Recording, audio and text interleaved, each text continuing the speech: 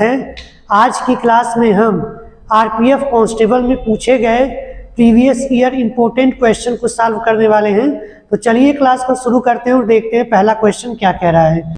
देखिए पहला क्वेश्चन कह रहा है कि यक्स का मान ज्ञात कीजिए जबकि आपको दिया हुआ है करड़ी में यानी कि रूट में 60 माइनस एक्स बराबर रूट 21 प्लस फिर अंडर रूट लगाकर लिखा हुआ है 225। इसका आपको मान बताएं, यानी कि क्या दिया हुआ है आपको रूट में 60 minus x is equal to फिर यहाँ दिया हुआ है आपको 21 फिर एक रूट लगाया जिसमें लिखा है 225। अगर इतना आपको दिया तो यक्स की वैल्यू आपको याद करके बतानी है। देखिए कैसे लगेगा। पहले तो आप इतना कर सकते हैं कि अगर रूट दोनों तरफ लगा हुआ है तो दोनों तरफ का स्क्वायर करेंगे तो रूट क्या हो जाएगा, यहाँ से हट जाएगा। तो यहाँ क्या बचेगा 60 माइनस एक्स बराबर 21 प्लस रूट 225। और आपको पता है कि 225 15 का स्क्वायर होता है। जब यहाँ से हम इसको हटाएंगे तो यहाँ पर कितना बन जाएगा प्लस 15। और देखिए यहाँ से तो 60 रहेगा ही और यहाँ पर जोड़ेंगे कितना हो जाएगा 5 1 6 और यहाँ पर 36। ठीक है, तो यक्स की वैल्यू चाहिए। तो यहाँ से यक्स की वैल्यू जब आप निकालेंगे, देखिए यक्स को उधर ले जा रहे हैं, इस 36 को उधर लेके आ रहे हैं तो कितना हो जाएगा 60 माइनस 36। और यहाँ से जब इसको सॉल्व कर लेंगे तो हमारे पास कितना आंसर आ जाएगा आपका 24। ठीक है, चलिए नेक्स्ट क्वेश्चन को देखते हैं। नेक्स्ट क्वेश्चन कह रहा है कि उस समबाहु त्रिभुज का क्षेत्रफल ज्ञात कीजिए जिसकी भुजाएं 96 सेंटीमीटर है। ठीक है, और समबाहु त्रिभुज को कैसा त्रिभुज होता है जिसकी सभी भुजाएं क्या होती है बराबर होती हैं। और समबाहु त्रिभुज का जो क्षेत्रफल निकालने का फार्मूला होता है वह फार्मूला होता है भुजा गुणे करड़ी में 3/4 भुजा का स्क्वायर होता है। ठीक है, भुजा का स्क्वायर गुणे करड़ी में 3/4 यह समबाहु त्रिभुज का क्षेत्रफल होता है। इसे आप लोग अच्छे से याद कर लेंगे। ठीक है, जब फार्मूले पर हम रखेंगे तो यहाँ भुजा दिया है 96 सेंटीमीटर। ठीक है, यहाँ 96 का क्या होगा स्क्वायर होगा और करड़ी में 3/4। अब देखिए किसी भी संख्या का स्क्वायर निकालने का रूल होता है कि हम क्या करेंगे, पहले किनारे वाले को, अगर आपको ये वीडियो देखनी है तो आपको प्लेलिस्ट में मिल जाएगी कैसे स्क्वायर हम निकाल सकते हैं। ठीक है, तो यहाँ पर देखिए स्क्वायर कैसे निकालेंगे। पहले 6 के 36 के 6 लिखेंगे, कितना हासिल आ गया 3। फिर इन दोनों का गुणा करेंगे 9 6 54 और 54 गुणा कितना हो जाता है 108। और जो पीछे 108 और जो कैरी बची हुई थी 3 उसको जोड़ देंगे कितना हो जाएगा 111। 111 को कितना लिखेंगे 1। ठीक है, और 11 हासिल आ गया तो 9 9 81। 81 में अगर 11 जोड़ देंगे तो आपके पास कितना आ जाएगा 92। यानी कि 96 का जो स्क्वायर आपको मिलने वाला है 9216 मिलने वाला है। ठीक है, अब यहाँ से क्या करेंगे 4 से डिवाइड कर देंगे इसे। तो 4 से डिवाइड करेंगे कितना आ जाएगा 4 दूना 8 4 3 12 और यहाँ पर 0 हो जाएगा और 4 चौको 16। यानी कि आपका जो आंसर आने वाला है वह 2304 करड़ी में 3 सेंटीमीटर स्क्वायर, यही आपका क्या होगा राइट आंसर हो जाएगा। ठीक है, नेक्स्ट क्वेश्चन में कह रहा है कि एक ट्रेन जो है 473 मीटर लंबे पुल के एक छोर पर स्थित सिग्नल को पार करने में 36 सेकंड का समय ले रही है। यदि ट्रेन पुल को पार करने में 79 सेकंड का समय ले रही है तो आपको बताना है कि ट्रेन की लंबाई कितनी है। तो आप ऐसा कर सकते हैं, मान सकते हैं कि जो ट्रेन की लंबाई है वो ट्रेन की लंबाई कितनी दे रखी है यक्स मीटर दे रखी है। ठीक है, तो अगर कोई ट्रेन किसी सिग्नल को पार करती है, किसी रुके हुए आदमी को पार करती है या कोई एक ऐसी चीज को पार करती है जिसकी जो लंबाई है उसको निगलेक्ट किया जा सकता है, तो ऐसी कंडीशन में ट्रेन द्वारा जो चली गई दूरी होती है वो खुद की ही लंबाई होती है। इस हिसाब से अगर हम कहें तो ट्रेन की जो स्पीड आएगी वो कितनी आनी चाहिए, क्योंकि वह एक सिग्नल को पार कर रही है तो वह कितना दूरी चलेगी यक्स मीटर की ही दूरी चलेगी, लेकिन कितने सेकंड में चली है 36 सेकंड में। ठीक है, यह पहली कंडीशन के हिसाब से स्पीड आ गई कि ट्रेन की स्पीड कितनी है x/36 मीटर पर सेकंड। ठीक है, यहाँ तक। अब दूसरी स्थिति में आपसे बोल रहा है कि जबकि जो पुल दिया हुआ पुल कितने मीटर का है 473 मीटर का, इसको पार करने में कितना समय ले रही है 79 सेकंड का समय ले रही है। तो अब यहाँ से देखिए अगर हम यहाँ से स्पीड निकाल दें, स्पीड तो तब भी सेम ही रहेगी क्योंकि दोनों को एक साथ पार की है। तो जब कोई प्लेटफॉर्म को पार करती है तो उसमें ट्रेन की लंबाई और प्लेटफॉर्म की या पुल की सबकी लंबाई क्या हो जाती है, ऐड हो जाती है। तो इस तरह से ट्रेन द्वारा चली गई कुल दूरी कितनी हो जाएगी, x + 473, और कितने समय में जा रही है, 79 सेकंड में। ठीक है, स्पीड दोनों की सेम है, तो क्या इन दोनों को हम बराबर कर सकते हैं? तो बराबर जब आप करेंगे तो यहाँ से आपको इस तरह से एक समीकरण जनरेट होगा। ठीक है, तो इसको आप देखिए काट सकते हैं किसी से, 7 9 7 16 होगा तो कटेगा नहीं, सीधे आपको क्या करना पड़ेगा, गुणा ही करना पड़ेगा। ठीक है, तो इधर गुणा करेंगे तो 79x हो जाएगा, इधर गुणा करेंगे तो 36x + 473 × 36 हो जाएगा। ठीक है, अब यहाँ से 36 जब यहाँ से माइनस करेंगे तो कितना मिल जाएगा, 9 में से 6 जाएगा 3 और 7 में से 3 जाएगा तो यहाँ हो जाएगा 43x = 473 × 36। यहाँ तक बात क्लियर है? तो यहाँ से x बराबर क्या हो जाएगा आपका, 473 × 36 बटे 43। अब यहाँ से इसको काट सकते हैं, तो एक बार में देखिए यहाँ से काटेंगे तो 4 × 4 मतलब 43 से कम 43, तो फिर यहाँ से कितना, फिर 43 आ जाएगा, तो यानी कि यहाँ से 11 बार में कटेगा, और 11 से जब 36 में हम गुणा करेंगे तो यहाँ हो जाएगा 6 9 और 396 मीटर आपका आंसर हो जाएगा। ठीक है, चलिए नेक्स्ट क्वेश्चन को देखते हैं। नेक्स्ट क्वेश्चन कह रहा है, एक दुकानदार एक वस्तु को 216 रुपये में खरीदता है और उसे 270 रुपये में बेच देता है, तो उसका लाभ प्रतिशत ज्ञात कीजिए।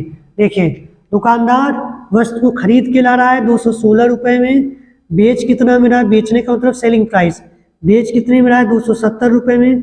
कितना अधिक में बेच दिया है तो यहाँ से घटा लीजिए, 10 में से 6 जाएगा तो 4, और यहाँ पर हो जाएगा 6 में से 1 जाएगा 5, यानी कि उसने कितना मुनाफा ले लिया है, 54 रुपये का। और जब आपको प्रॉफिट निकालना होता है, प्रॉफिट परसेंट निकालने का मतलब क्या है कि 216 पर कितना प्रॉफिट ले रहा है, 54 रुपये का, और इसमें कितने का मल्टीप्लाई कर देंगे, 100 का, तो जो कट पिट कराएगा वही आपका आंसर हो जाएगा। तो देखिए आपको यहाँ से दिख रहा होगा कि 4 चौको 16 अगर हम यहाँ से कर दें तो यहाँ से क्या हो जाएगा, कट जाना चाहिए 4 बार में, तो ये 4 5 20, 4 चौको 16। ठीक है, तो यहाँ से पूरे कितने बार में कट जाएगा, 4 बार में कट जाएगा, फिर 4 से इसको 100 से निपटा देंगे तो यहाँ कितना आ जाएगा, 25% आपका राइट आंसर हो जाएगा। ठीक है, देखिए इस सवाल को आप रेशियो से भी लगा सकते हैं। क्यों? देखिए सीपी और सेलिंग प्राइस का क्या कर लीजिए, आप रेशियो ले लीजिए, 216 रेशियो 270। इस रेशियो को आप क्या करिए, छोटा कर लीजिए जितना कट रहा है। तो यहाँ से देखिए 3 से एक बार हमको लगता है जाएगा, तो 3 7 21 और 3 दूना 6 और 3 9 27। अभी देखिए दोनों 9 से जाएगा, तो 9 से जब इसको काटेंगे तो यहाँ कितना हो जाएगा, 9 8 72 और 9 10 में 90। या फिर आप ऐसा कर सकते हैं कि 18 से पूरी तरह से कट रहा था तो 18 से काट लीजिए, यहाँ पर हो जाएगा 18 5 90 और यहाँ 18 चौक 72। तो यानी कि सीपी और एसपी का रेशियो कितना आ गया, 4 आ गया। अगर 4 आ गया है रेशियो, तो इसका मतलब क्या है, 5 की वस्तु कितने, मतलब यहाँ पर उल्टा लिख दिए हमने, पहले सेलिंग प्राइस आता है ना, पहले सेलिंग प्राइस आएगा उसके बाद कॉस्ट प्राइस, यानी कि यहाँ पर क्या हो जाएगा, 4 की वस्तु कितनी में बेची जा रही है, 5 रुपये में। ठीक है, इसका मतलब क्या हो जाएगा, एक प्रॉफिट हो जाएगा, और यहाँ पर 4 रुपये पर एक का प्रॉफिट यहाँ से भी आप लगाएंगे तो सिंपली आपको 25% मिल जाएगा। ठीक है, नेक्स्ट क्वेश्चन देखते हैं। नेक्स्ट क्वेश्चन कह रहा है कि एक आयत की चौड़ाई 200 सेंटीमीटर है और इसका एक विकर्ण 520 सेंटीमीटर है, तो इसका परिमाप ज्ञात कीजिए।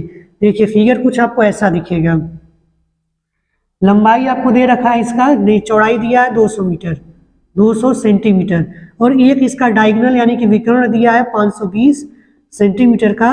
इसका आपको परिमाप बताना है, और परिमाप निकालने के लिए सबसे पहले आपको किसकी जरूरत पड़ेगी, लेंथ। जब तक लेंथ नहीं पता चलेगा तब तक आप परिमाप नहीं निकाल सकते। ठीक है, परिमाप का मतलब पेरीमीटर इंग्लिश में। तो अब देखिए यहाँ पर कैसे निकलेगा, यहाँ पे आपको पता है कि यहाँ पे पाइथागोरस प्रमेय निकाल देंगे तो लेंथ लग जाएगी यहाँ पर। ठीक है, तो यहाँ से आप क्या करिए, इसको निकालने के लिए आपको क्या करना पड़ेगा, यही तो कर्ण है, कर्ण में से इसको घटाना पड़ेगा, यानी कि 520 का स्क्वायर में से हम क्या करेंगे, 200 का स्क्वायर घटाकर इसको क्या कर लेंगे, रूट में ले लेंगे, तो जितना आएगा वो लंबाई निकल कर आ जाएगी।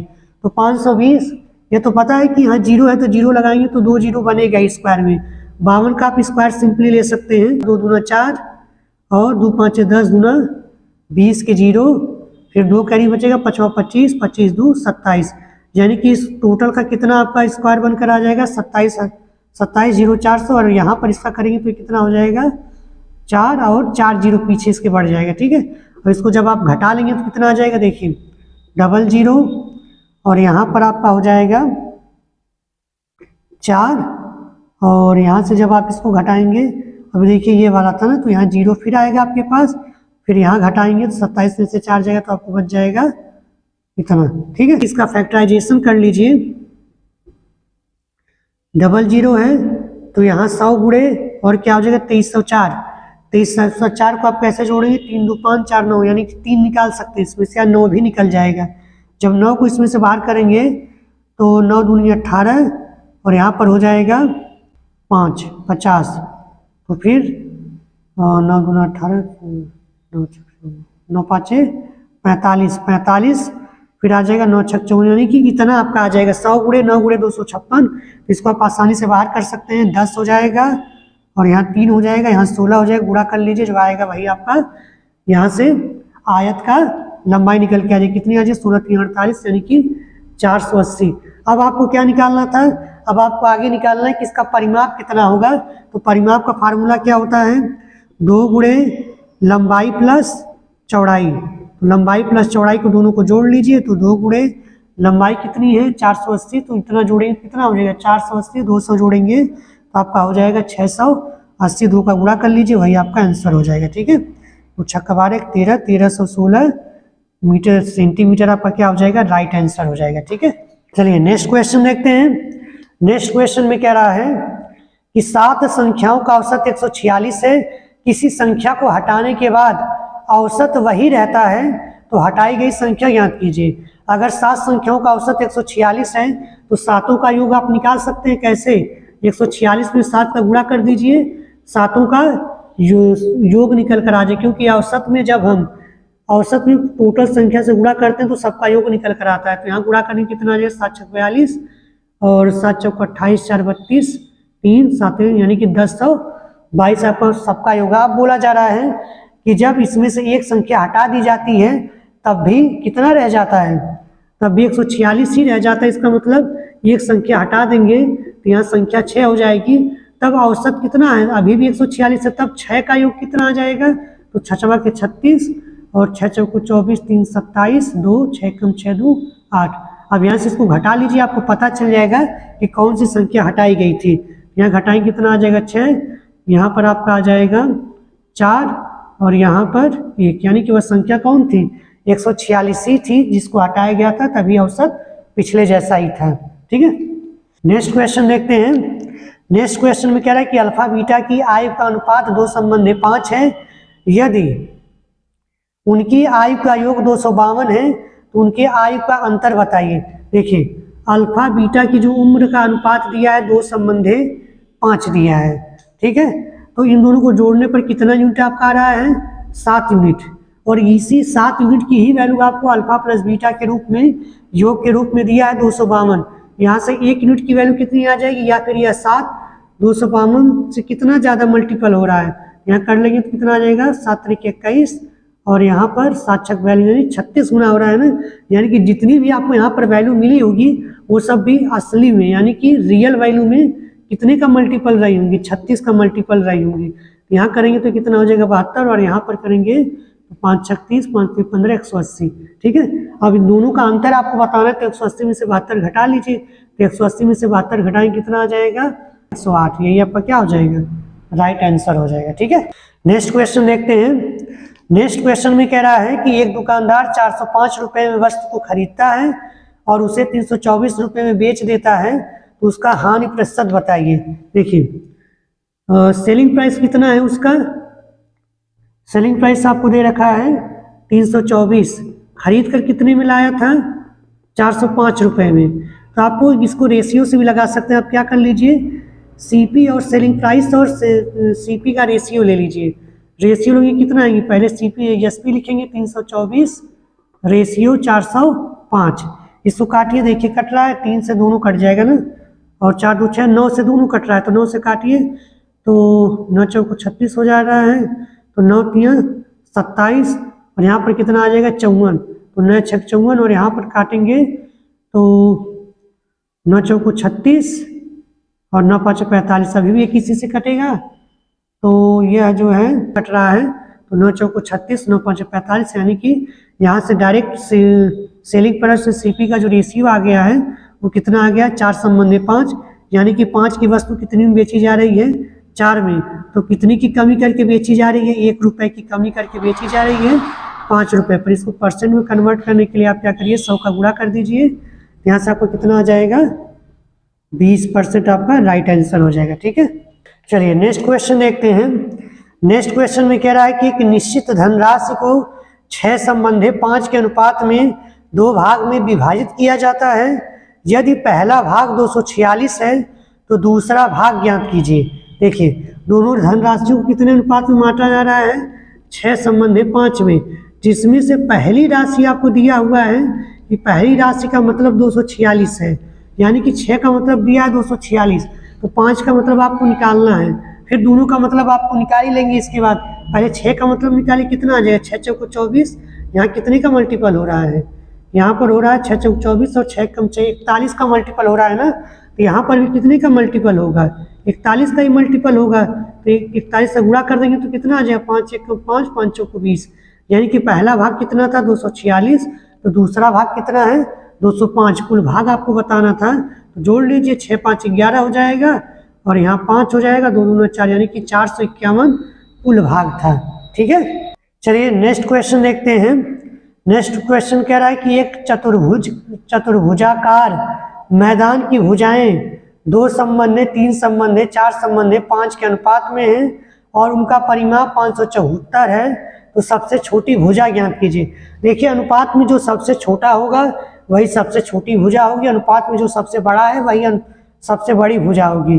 और यहाँ पर अनुपात सभी भुजाओं का दिया है, 2 संबंधी 3 संबंधी 4 संबंधी 5, और सबका परिमाप आपको दिया हुआ है कि परिमाप कितना है 574। और एक चतुर्भुज का परिमाप जो होता है वह होता है क्या, सभी भुजाओं को जोड़ दिया जाएगा तो परिमाप बन जाता है। अभी के लिए जो अनुपात दिया है उसी अनुपात को मान लीजिए कि रियल में वही क्या है, रियल में वही भुजाएं, यानी 2 सेंटीमीटर की है, 3 की है, 4 की है, 5 की है, तो सभी को जोड़ लीजिए। जोड़ने पर कितना आएगा, 3 2 5, 5 4 9 और 9 5 14, यानी कि इस तरह से 14 यूनिट का जो वैल्यू आपको दिया हुआ है वो कितना दिया है 574।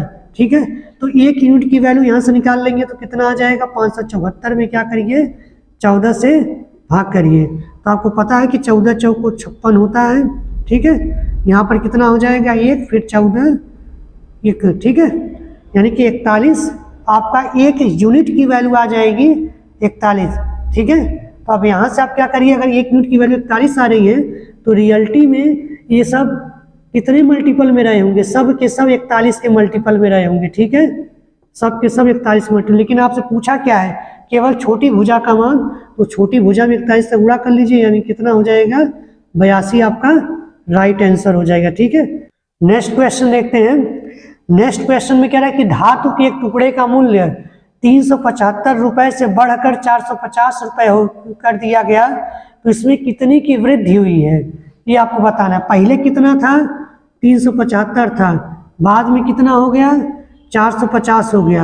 आप क्या कर लीजिए, दोनों का रेशियो ले लीजिए। रेशियो में देखिए, क्योंकि काटन पीटने के बाद लास्ट में रेशियो ही आता, तो पहले ही आप रेशियो लेकर काट लीजिए। तो देखिए इसे हम काट सकते हैं, तो 9 से ही काट देते हैं पहले, 7 5 12 3 15 हो रहा है ना, नहीं 9 से नहीं कटेगा, 3 से पहले काटिए इसको। 3 1 3 और 3 दूना 6, 3 5 15 और 3 से इसको काटेंगे तो 15 3 45, 25 5 125 और यहाँ से 25 से इसको काटेंगे तो 6 बार में चला जाएगा ना, यानी कि पहले वस्तु कितने की थी 5 की थी, बढ़कर कितनी हो गई है 6 रुपए की, तो 5 रुपए पर कितनी बढ़ी है 1 रुपए। इसको 100 से गुणा कर देंगे तो सीधे परसेंट में आ जाएगा, तो कितना आंसर आपका आ जाएगा, यहाँ से काट लेंगे तो 20% की वृद्धि हुई है। ठीक है, नेक्स्ट क्वेश्चन में आपको एक एक्सप्रेशन दिया हुआ है, पहले हम उस एक्सप्रेशन को लिख लेते हैं।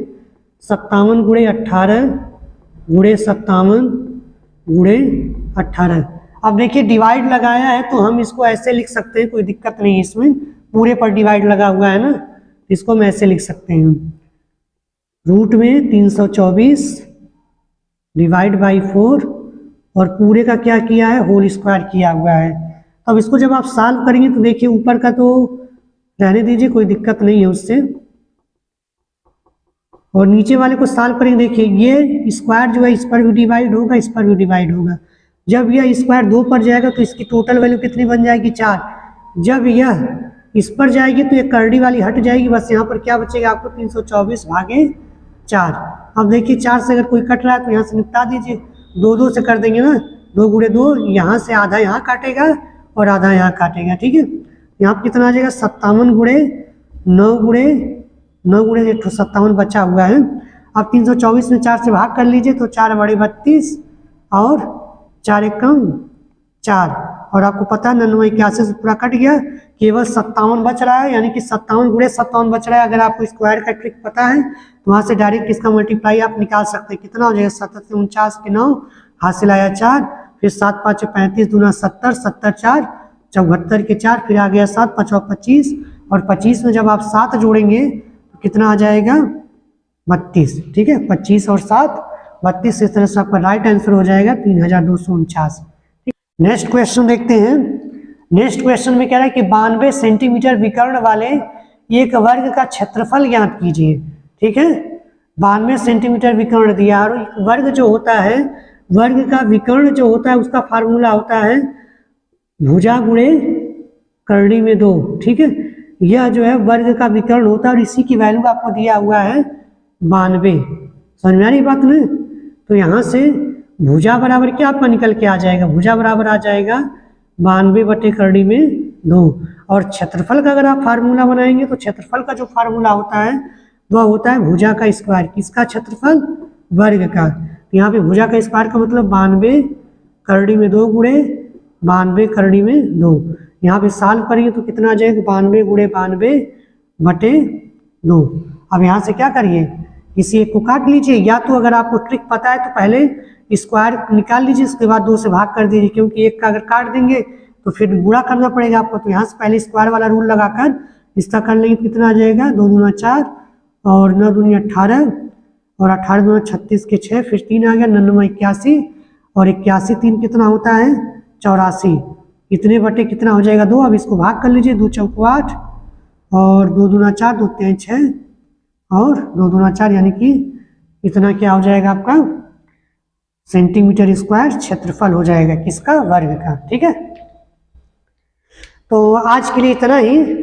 आपकी स्क्रीन पर 2 क्वेश्चन मिलेंगे होमवर्क के रूप में, जिसे आप सॉल्व करके अवश्य भेजिए, और वीडियो अगर आपको अच्छी लगी हो तो अपने फ्रेंड के पास जरूर शेयर करिएगा, ठीक है।